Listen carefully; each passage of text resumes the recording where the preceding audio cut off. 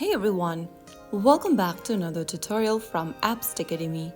Today I'm going to be guiding you through how to delete saved places on the Bolt application using your smartphone.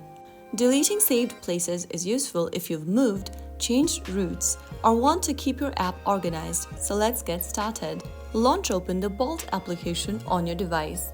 Make sure that you are logged into your account. Once you're logged in, go to the menu button at the top left corner and from the expanded menu, click on your profile picture. Now, on the next page, scroll down and get to Saved Places option. Go ahead and select one of your saved place and tap on it, and you will see this pop-up menu at the bottom. To delete this saved place, click on Delete this place option and click Delete in the pop-up, and your selected saved place will be removed. Repeat the process for every other saved places you want to delete, and that way, you'll be able to delete saved places on the Bolt app. If you found the video helpful, don't forget to like, share, and subscribe to our channel. I will be back again in the next episode.